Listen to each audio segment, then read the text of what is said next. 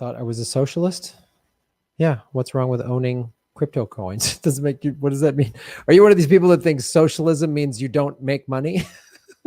Socialism means workers own the means of production. That's what socialism means. And you can have free market competition with worker-owned cooperatives. You could have two businesses that are both worker-owned cooperatives competing in the open marketplace. Just means the workers own the means of production, meaning the profits come in, they're given to the workers, not to the management. Right? That segment we just talked about. So Tenant Healthcare got $1.5 billion in Medicare from the stimulus plan, and then another $1 billion. So $2.5 billion in stimulus money. If it was a worker-owned cooperative, that money would be spread out to all of the workers. Instead, 11,000 people got furloughed, basically. The retirement benefits suspended, but the CEO made $16.7 million. Democratic socialism is just the equal distribution of public money. Like the fire department and the police department and schools and libraries, that's democratic socialism. So when people are like, oh, socialism, I'm like, well, the police department's socialist, the fire department, the military, parks, schools, street cleaning, trash pickup, it's all socialist. Everybody gets it, right? The mail, the post office is socialist. The same amount it costs to mail a stamp, it gets picked up and delivered anywhere in America that has a postal address. Nice house, apartment, good neighborhood, bad neighborhood, whatever. That's democratic socialism. So all we're saying is, why don't we just expand that to everything, to include healthcare and college? Public colleges and universities should all be free. You want to go to a private school? Great. You want to get private healthcare? You can go pay for that, but healthcare is free. And we're not going to tell you what doctor you're going to go to. You can go whatever doctor you want to go to, but the government pays for it. That's what Medicare is. Medicare doesn't tell people over the age of 65 what doctor they have to go to. They go to whatever doctor they want. And just the government negotiates the billing. So you go to whatever the doctor of your choosing, the doctor comes back and you do this procedure, and let's say it's $1,500. Then Medicare comes in and goes, nah, we're only going to pay $600. That's why the healthcare lobby doesn't want it, because they want to be able to charge you and your insurance company. So currently in America, if you go get a procedure, you pay for it 3 times. Your monthly premium, then you go pay the copay, and then you get a bill for whatever wasn't covered. You pay for the procedure 3 times.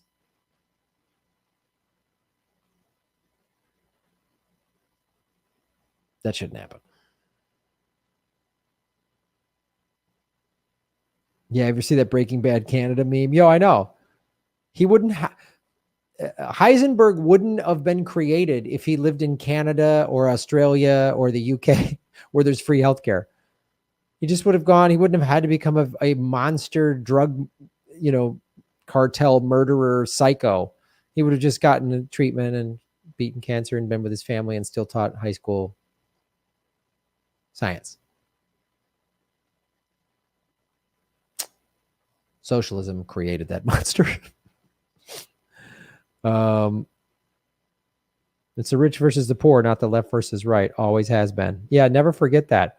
So when they propagandize people to think that socialism is the Soviet Union, which the Soviet Union wasn't even actual communism, it was very totalitarian. But even though within the communist Russia, everybody had a job, everybody had health care, everybody had housing, everything was taken care of. Right? So what if we had a federal jobs guarantee as part of a Green New Deal? A federal jobs guarantee in UBI. So if you worked in the private sector but lost your job, the government would give you a federal job. And that would be part of a Green New Deal, as a federal jobs guarantee. And if you don't want to just stay home, you want to just stay home and take care of your kids, which actually makes for a better society, you get UBI if you want it. More time with your kids, more time to volunteer.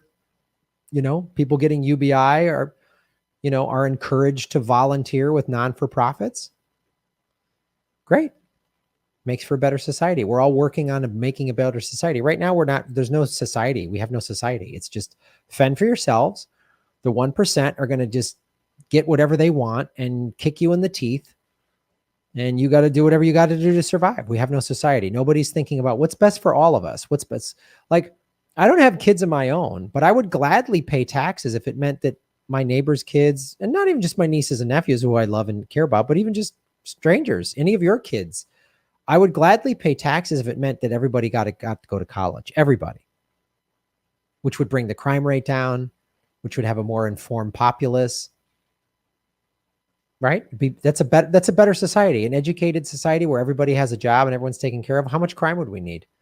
How much drug use would there have? How much domestic violence would we have?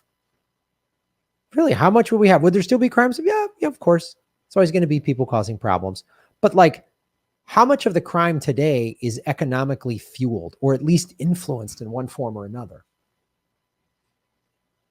How many domestic violence situations, like money is part of it. There's a lot of reasons for domestic violence, but money is always usually in there somehow, right? What if we didn't spend all this money so a handful of defense contractors could profit from all this war? Would we have 22 vets a day committing suicide? Would we have all of the PTSD and violence that comes from that? I knew somebody that worked with the Marines down in San Diego.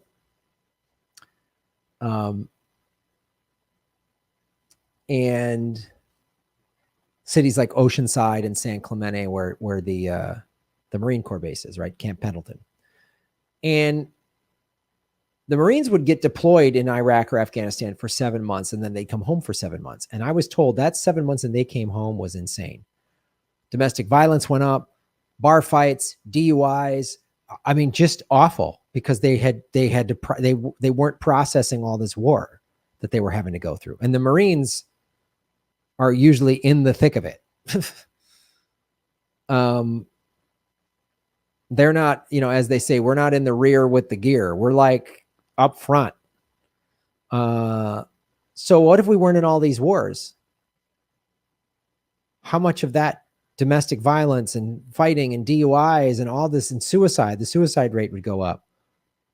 22 vets a day, like all that stuff. Would that happen if we were just thinking about making society better and then making the world better rather than sanctioning all these countries? We wouldn't have a border crisis if we weren't like doing what we normally do, like what we've done in Central America, like Honduras, right? Ecuador, all these countries, Guatemala, I can't even keep track of all of them, where we've put in some CIA-backed brutal dictator because the democratically elected one, wanted to take care of their citizens.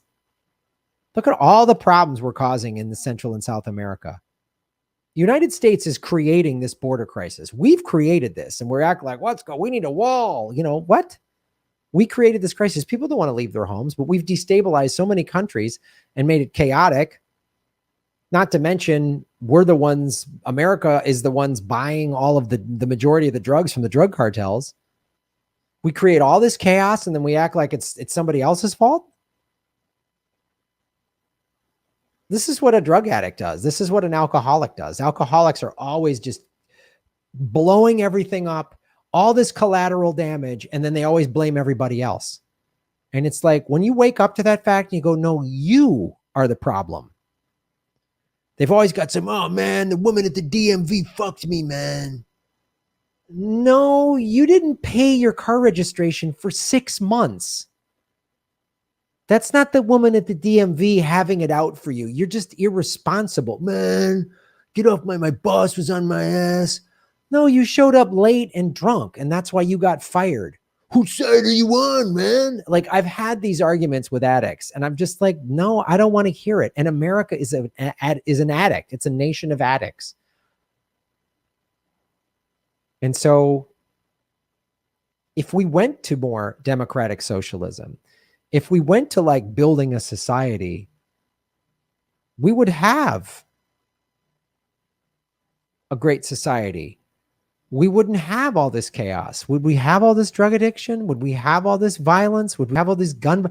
We're back to normal finally. You know what back to normal in America is? Every week, A cop murders somebody and there's a mass shooting. That's what we've had every week the last 2 months. Since things have started to open up, since the vaccine's been rolling out, states are opening up. Now, yay, we're opened up to just more gun violence every week. Every week. Today is April 29th. I guarantee you next week, there will be a mass shooting somewhere. And there will be a cop and body cam footage of a cop shooting an unarmed person, probably a person of color. I guarantee it. Prove me wrong. Watch this video. If you're watching this video next week, May 4th, May 5th, it's April 29th, the recording of this. April 29th, 7:30 at night Pacific time. I guarantee you, within a week of this, there will be another mass shooting and there will be cops shooting unarmed people. Not a justifiable homicide. Not like someone pulled a gun and the cop. I'm not talking about justifiable. Okay, that's what cops have to do. And there's some bad. I mean, an unarmed person, hands up, still gets shot. That'll happen next week. And there will be a mass shooting next week. I hope it doesn't happen where you live, but it's going to happen next week. Do I want to be right? No. I hope I'm wrong. But if it doesn't happen next week, it'll happen the week after that.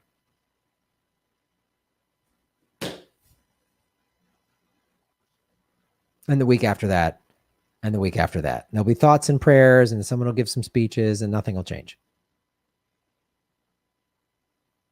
Like when I hear people like, oh my God, 0.3% of people vaccinated are like having adverse reactions and dying. I'm like, man, if that number freaks you out, wait till you hear about the 38,000 people that die every year from handgun deaths. You're going to lose your shit when you find out about that. When you hear about the 60,000 people that die because they don't have healthcare, you're going to go nuts.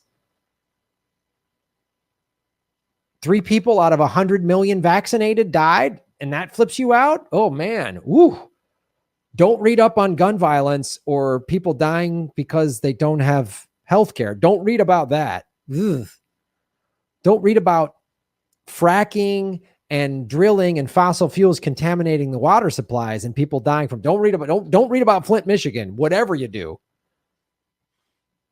if it's like a lesser chance than getting hit by lightning of dying from the vaccine flips you out, man, you really don't want to hear about the opioid epidemic. You don't. Yeah, that you're going to go nuts if you hear about. You're going to fucking lose your shit. So don't read that statistic.